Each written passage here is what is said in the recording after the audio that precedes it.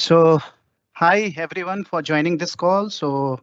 Uh, Thank you for joining this call today. So, today we are discussing about circular economy, and we have a guest speaker, so Hiroshin. Let me tell a bit about Hiroshin. So, Hiroshin is a globally recognized leader in environmental sustainability, waste management, and geotechnical energy engineering with more than 25 years of diverse experience in academia, scientific research, engineering consulting, United Nations capacity development programs, and lot many of the other things. So currently, he is driven to inspire the global community to achieve sustainable goals through his consulting work. So in 2014, he had joined the UN as a professor. So I can say an international civil servant and established the Waste Resources Management Unit at the United Nations University. So that is in Germany. And he's very focused in terms of, I can say, looking at waste as a resource in the context of water, food, energy nexus. Prior to joining the UN, he was in Lawrence Technological University in Michigan, USA, as a civil engineering professor and the director of civil engineering graduate program. So if there are many of the things that Hiroshin has done. So it would be our pleasure to hear him today related to the work and I can say presentations that he is sharing with us. So thank you, Hiroshin. Over to you. All right, thanks, Prem. I hope you can hear me okay. Well,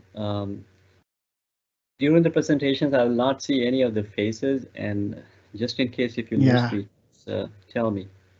Yes, sure, sure. Okay, so let me go to the full screen. I hate to tell you, this is probably not the best way to interact with any audience. I can't see any of you. I cannot hear any of you. I cannot build a rapport with you. So I'm just talking to the computer screen. I hope we will make it successful somehow. So anyhow, you heard about me and what I have done in the past, so I'm not going to repeat that. My name is Hiroshan Hetiarachi. Currently, I'm in Michigan, the United States. Um,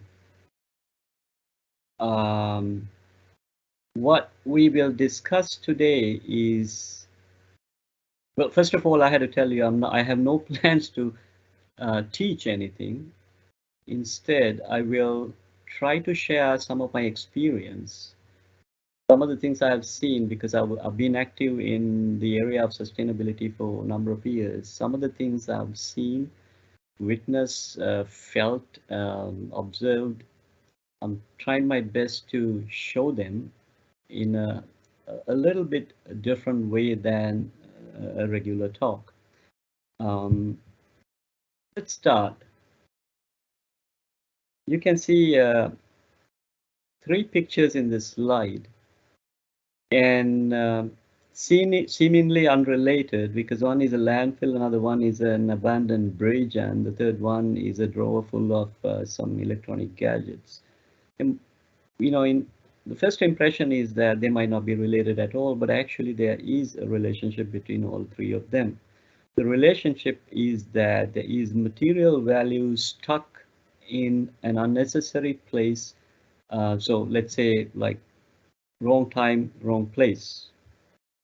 You can see a bunch of fruits and vegetables in a landfill, while we have the opportunity to convert it to something like compost, something usable like compost or biogas. It's actually rotting in a landfill and possibly releasing methane and carbon dioxide, global contributing to global warming.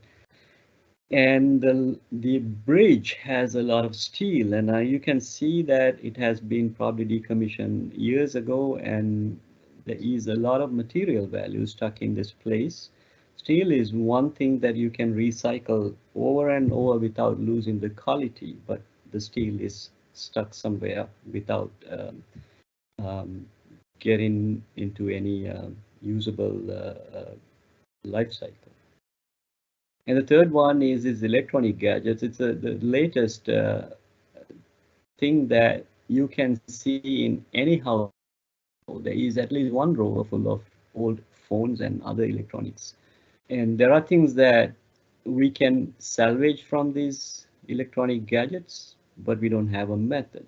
So what's the reason? The reason is, hope you can see my cursor on the screen. The reason is the economic model that we've been using for the past, let's say 250 years, ever since the industrialization happened about 250 years ago.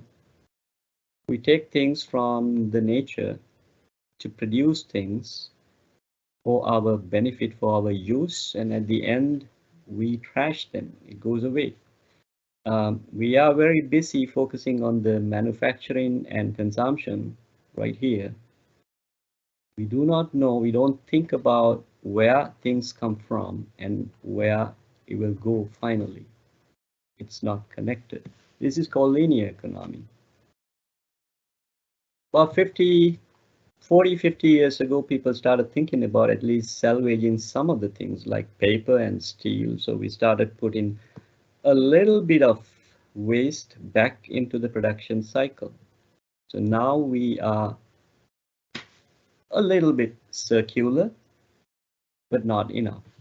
So circular economy is all about utilizing the material value as far as possible and let it go in this cyclic way. The idea is when you can use, if you can put the material value back into the economic process, you don't have to dig for more natural resources. The amount we can minimize the amount that we borrow from the nature. That's the idea.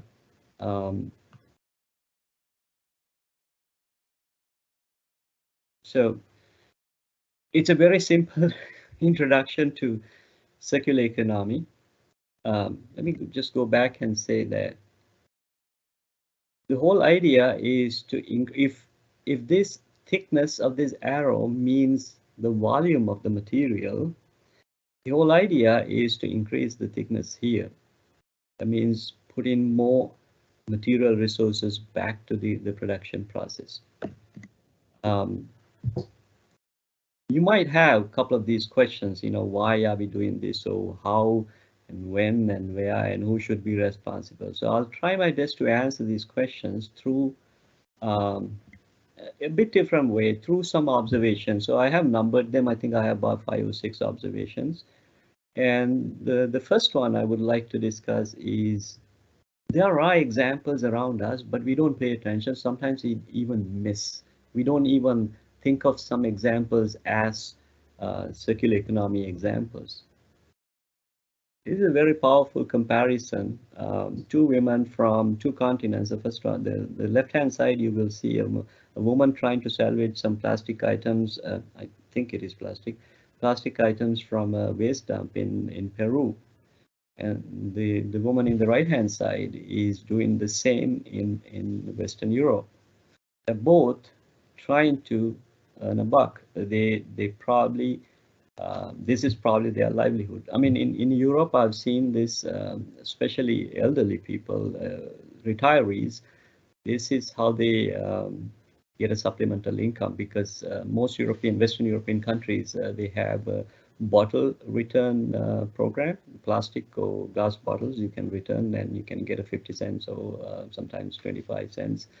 And so that at least there is a functioning system. You can take it to the bottle return place and then you get money.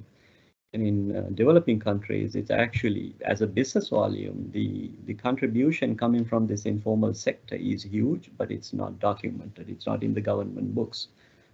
They are contributing to circular economy. They're not doing it thinking that they are contributing to circular economy, but actually their contribution is pretty huge. So this is circular economy happening at the rudimentary level. We see it, but we disregard it as an example. We don't even want to accept it as a circular economy example in our minds most of the time. The second example is on the other side of the technological spectrum. It's at the very high level. Singapore, I usually talk about Singapore as a case study because of their new water program. Singapore is a small country. island right next to Malaysia. So because of their size and the large population, water security has been an issue. For a number of years, they actually they still depend on Malaysia. That's the major source of their freshwater supply. But long time ago, they started already taking steps to think about other alternatives. So one of the major thing they focused on is to treat wastewater. Well, wastewater treatment happens in pretty much every country, even though the volume can change. They started treating wastewater and they wanted to bring it to the drinking water quality level. And finally, in 1998, they launched the program called New Water. And this is actually a very successful program. The water they produce, what they call New Water, the quality-wise, it exceeds the WHO, World Health Organization's drinking water quality standard. It exceeds the water quality standards of the WHO. I'm bringing this as an example because they, just like the two women in the previous slide that you saw, in Singapore's case too, they didn't do it for the sake of sustainability or circular economy. It was just a survival strategy as a country. It was important for them to find an alternative source of water. But this is a classic example of how circular economy works in a technologically advanced way. Now, another observation. So it sounds interesting and it looks like the technology that we need to make it happen, but it's not happening at the pace that we would like to see. The transition is very slow. Why? Now, how circular are we as a society at a global scale now? It's only 7%. There is a gap of 93%. Unfortunately, ever since I started looking at or following these reports, this gap is widening. 6 or 7 years ago, it was circularity was 9%, but now it is down to 7%. So something is not right. Anyhow, there can be a number of reasons, but I would like to bring your attention to the most important reason, in my opinion. When we talk about circular economy, all our attention is actually here. We talk about how we can recover things from waste and put it back into the system. We don't pay attention to the other important parts in this cycle. I mean, it's a cycle for a cycle to work. You have to pay attention to all parts of it. All parts have to make their contribution. So as users, we are not doing what we should be doing. And as manufacturers, this is the production process. It happens here. As manufacturers, we are not doing what we should be doing. Let me give you some numbers to back up my point here. We use a lot of water. On a global scale, about 70% of the fresh water is used by the agricultural industry. This is huge. I mean, it's not really realistic. We are technologically advanced, but we are still wasting a lot of fresh water to do agriculture. We don't have to use the drinking level, quality level water. There can be other ways to do agriculture too, but yet this is still happening. Another example is, again, a food-related example is the cattle industry. Well, let's say beef and milk. So about 86% of the energy usage in the agriculture is being used towards cattle industry. We only receive 8% of what we eat from the cattle industry, but the energy consumption by the cattle industry is huge. cattle industry is one of the most unsustainable industries in the world.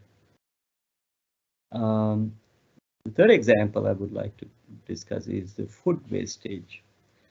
On a global scale, again, about 30 to 40% of food, edible food, is wasted, and about 1/3 is actually wasted even before it reaches a table. It's really ridiculous. In developed countries, the wastage happens mostly at the consumer's side, and in developing countries, it happens mostly in the production side mostly because of the technological barriers. Now, policies can help to improve our chances of getting into a better to make the circular economy work. So I decided to throw in a few examples. I mean, I can take a lot of examples, but there is like 2 or 3 in this slide, in my slide set. Let me just talk about Germany. About 30 years ago, they started thinking of banning landfills. So it was popular term. They called it a landfill ban, but it's not really a blanket ban. The ban was actually for the organic food. So if you're dumping waste in a landfill, that waste has to be less than 3% of organics. Otherwise, they don't take it. So this actually encourage the other industries, other recovery industries to do something about organic waste and all other recyclable items too. So the program was launched between 93 and 2005. And look at this data set on my left-hand side. This is actually a snapshot from data gathered in 2011. So within 6 years, after 2005 and after it was launched completely, within 6 years, landfill, this black indicates landfilling.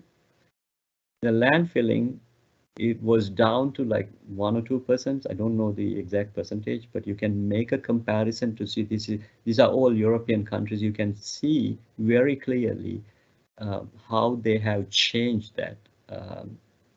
They are not reliant on landfills anymore.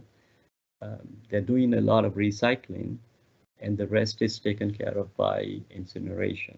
I'm not going to go into details of making a comparison between recycling and incineration now, but this is how it stands. So it actually worked. That policy did work. And another example, I had to make a confession. I haven't been to Pakistan yet, so this is something I learned from my own students. People, this is a regional problem in a way, I think. From the Middle East until South Asia, people living close to these countries, this belt, there is a lot of food waste. And in Pakistan, the numbers were as high as 20 to 40%, especially when there is a reception, when there is a festival, cooked food. They serve a lot of food, but only a portion is consumed, and a lot of, like 1/3 or more than 1/3 of it is thrown away. So to control this, the government introduced a policy called one dish policy. It doesn't mean that there's only one dish available for the guests to eat, but one dish of one type of item. So if you're talking about bread, you are not supposed to serve like 10 different types of bread, just one type of bread. And same thing about meat, same thing about salads. I guess if my memory is correct, it's about you're allowed to serve like 6 different types of food, but one dish per type. And then back in 2018, I think a couple of cities in Pakistan also introduced a law to asking people to end wedding receptions by 10 p.m. to conserve energy. And there is not a lot of documented evidence in the publications, but as far as I can see, it's still been, it has faced some bumps, but it is still being practiced as of last year, 2022. And another encouraging example reported from Rwanda. Rwandan government decided to ban usage of plastic bags back in 2008 um, for environmental reasons. And some people saw this as an opportunity to get into, instead of plastic bag, they started manufacturing paper bags. So it has become a regional example, a good example. It's known for producing good quality paper bags now. So thanks to the policy enforcement to cut down environmental pollution in one respect, some of the people in their society, they actually use that opportunity to get into business to produce more environmental friendly solutions. So sometimes we can't really wait until policies are being presented by a government organization. People can be innovative and they can come up with their own solutions too. Now, I have a few examples. My all-time favorite example is a comparison between what I usually see at fast food restaurants, let's say McDonald's. I'm not picking on McDonald's, but at least in the United States, when you go to a McDonald's, there's a good chance that you get your sauce or your ketchup in a plastic cup, or in the best case scenario, a cup made out of paper. This is something I've seen in Western Europe. A seafood restaurant franchise, they actually offer the sauce in an edible cup. This is like the ice cream cone. You can eat the sauce and you can eat the cup as well. Even if you don't want to eat the cup, fine, because it's biodegradable and it will not do much harm. With the rest of the food leftovers, you can go into the biodegradation process. Now, I'm not favoring Uber over other companies, but what I want to say here is that the sharing culture has actually brought some good ideas. Uber and other ride-sharing companies, and even places like Airbnb. It's all about utilizing the capacities that we are usually not utilizing, and earn some money on the side as well. I mean, how is this related to circular economy? Look at the opportunity cost. If there is no Uber or Airbnb, we have to actually allocate a lot of resources to make more cars and put them into onto our streets as taxi cabs, or we have to build more hotel rooms, and that costs a lot of money, and it takes a lot of our resources too. So it is actually a classic example of circular economy, promoting circular economy. And this might look like a silly example, but there is a story behind it too.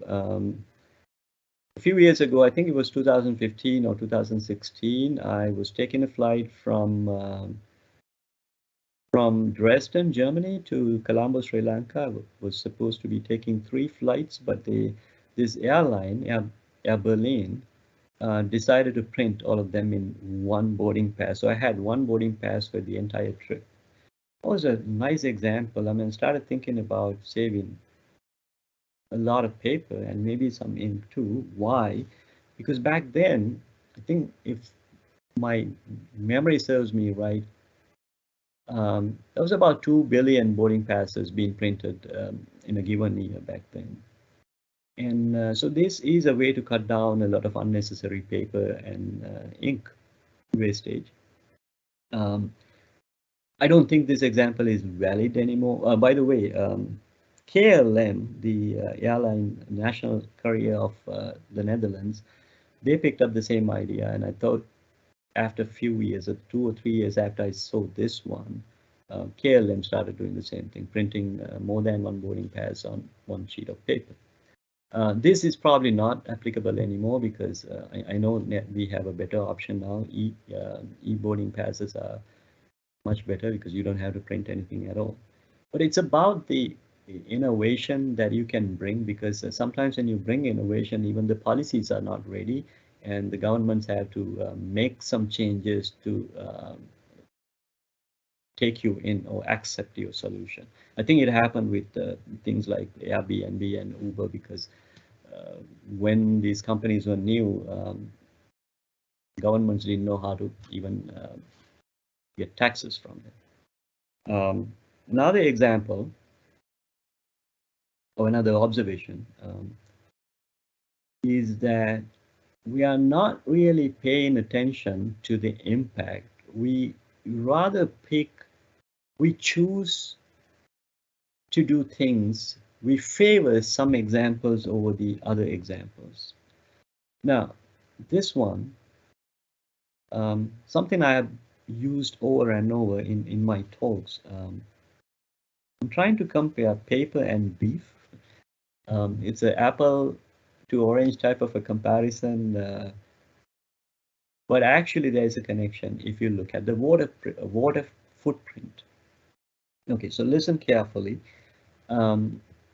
We are so eager to save paper. We don't print these days. We don't print much, which is a good thing.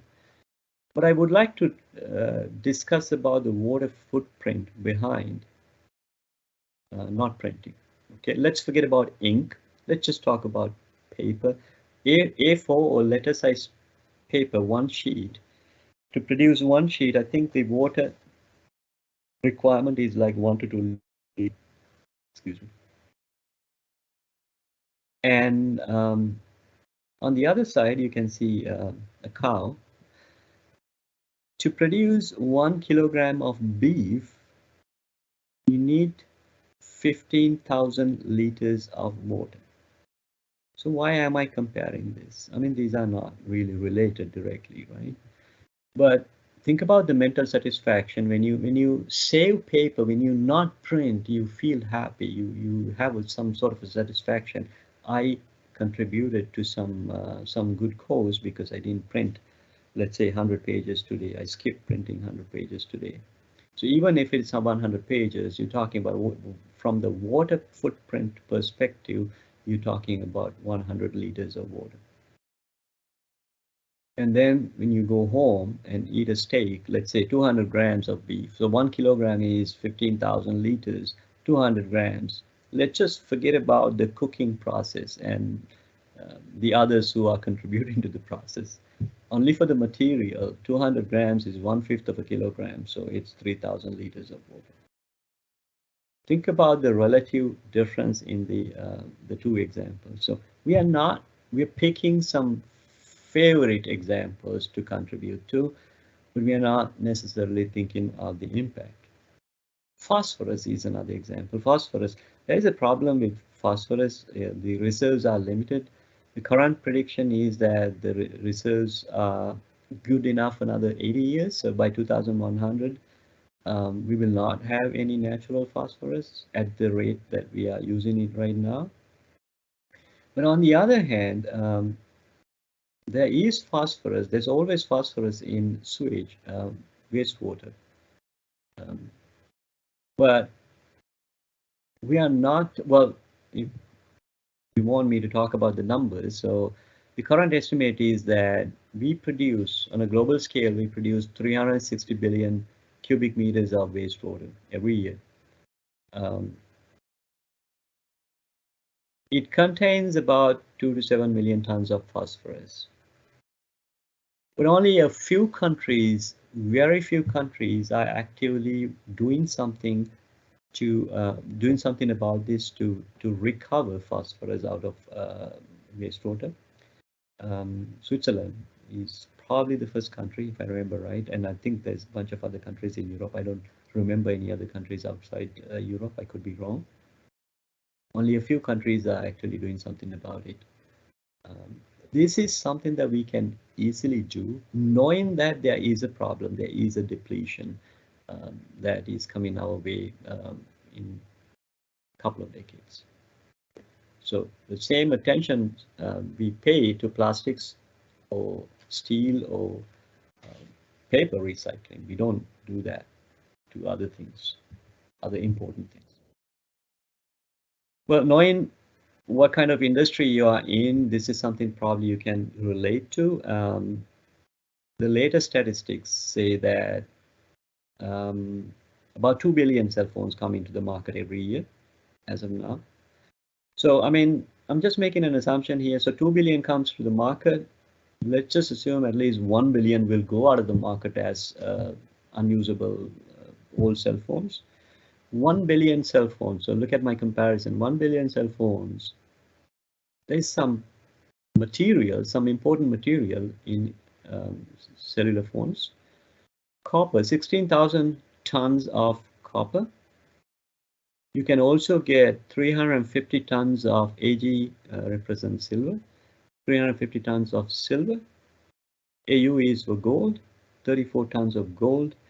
And Pa is for palladium, 15 tons of palladium. I think palladium is more expensive than gold, if I'm not mistaken. So anyhow, there is some recycling. I know some companies are doing, but the rate is very low. And the other issue related to this is what I discussed in the very first slide. Most of the old cell phones are actually stuck in our drawers, in our households. It's not going to anywhere because you don't have a system. And plus, we also have this, we are reluctant to let it go, maybe because of the high price we paid to obtain the phone, or maybe because of some sentimental connection. We would like to keep it somewhere, you know, within the household, but we don't want to let it go. These are the things that we have to change. This is going to be my last observation that I would like to discuss. There are limitations. Circular economy is only a model, it's not a silver bullet. There are limitations, but actually I would like to talk about these limitations with a different perspective. There are limitations, but we don't have to worry about limitations. We can build on with the positive side of what circular economy offers. But on the other hand, I would like to pay more attention to how we have misused the concept. So I'll bring up two stories again through my travel. A couple of years ago, I had the opportunity to attend a circular economy conference in this city, Maastricht, in the Netherlands. Maastricht has a very comprehensive recycling and recovery program, very comprehensive, one of the best probably in Europe. I threw in this picture to show you what kind of things they do, because you're not talking about recycling of plastic and paper and, you know, like typical things. They recycle pretty much everything, you know, textile, old bags, shoes, books, plastic items, batteries, even pieces of wood, everything. Great. I think they should be given the due credits for the good job they're doing. But later in that day, on that day, when I was listening to one of the talks given by city officials, I saw this slide. I decided to take a screenshot. Maastricht, their goal is to go for zero waste by 2030. That's one thing. And right next to it, you can see 100% reuse or recycling of household waste by 2030. They aim to incinerate zero mass of household waste. Well, these are beautiful statements, but how true are they, or how true can they be? Zero waste is actually impossible. It's okay to use it as a phrase to encourage people, but you have to be truthful and you have to be conscious about it too. There is nothing called zero waste. I can give you some examples. Even if we are a very highly circular society, there are some challenges posed by the materials themselves too. For an example, plastic. If you talk about plastic, not every plastic type is available for recycling. We don't have the technology, maybe it is not cost effective, but as of now, we cannot recycle all types of all varieties of plastics. So that's a challenge. So probably we have to consider other things to do with plastics that are not recyclable.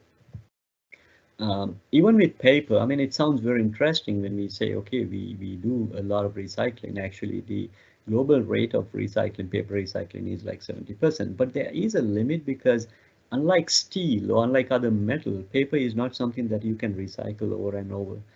I think it's like 7 times if I remember right. You can go for like 7 times because the size of the wood fiber, it gets shorter and shorter every time you recycle. So, I mean, if you start with good quality printing paper, the second round, the quality is probably good enough for newspapers, and then brown papers, and then for cardboard and for maybe egg cartons. This is what happens.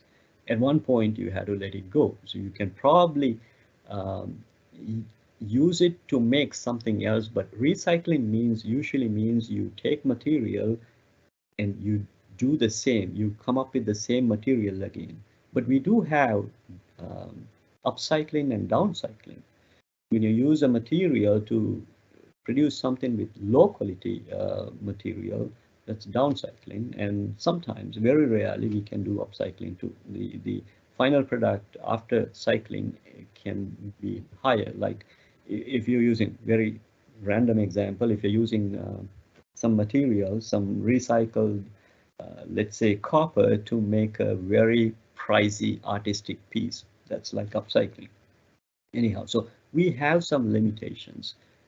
We cannot go for zero waste. I mean, even engineering point of view, um, there is waste at the end of the process. There are some losses in a cycle. Um, the other thing I want to bring up here is um, when you have a fancy recycling or recovery program, you think about, okay, doing recycling by 100%. It's only a percentage. This is a number game. So we don't talk about the volume. So 100% out of how much? And you have to remember circularity, the way we define circularity is it's just a percentage. The percentage, how much can we recycle or recover out of the volume that comes in our way. We don't talk about the full volume. Are we consuming like 1 ton versus 100,000 tons? And I want you to pay attention to this, the comparison I'm making on the left-hand side. On the top, you can see the best performing countries in terms of recycling and recovery. Germany is ranked at the top, and you can see a bunch of countries from Europe, and there is United States too, and maybe Korea. So Korea somewhere, yeah, South Korea. The second graph is about the countries generating most municipal waste per capita. Per capita gives you the right idea about how much of a consuming society you are. A lot of Western countries or a lot of developed countries are high consuming societies. Denmark is at the very top. They consume a lot, and even United States is at the very top too. Switzerland, all these are developed countries, and most of these countries have a very attractive recovery program in their countries. So you're recovering a lot, but at the same time, you're not doing much to limit the consumption too. Sometimes this consumption is unnecessary consumption. I told you in most Western countries, the food wastage reaches like 50%. It's not necessary, it's a waste. So a higher circularity doesn't necessarily mean higher sustainability if your consumption is still not at a responsible rate.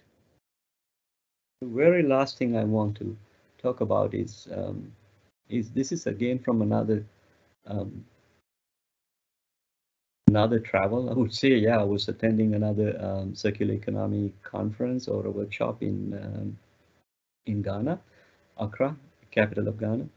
And I had the opportunity to visit this place called Agblablashi. This is a huge junkyard.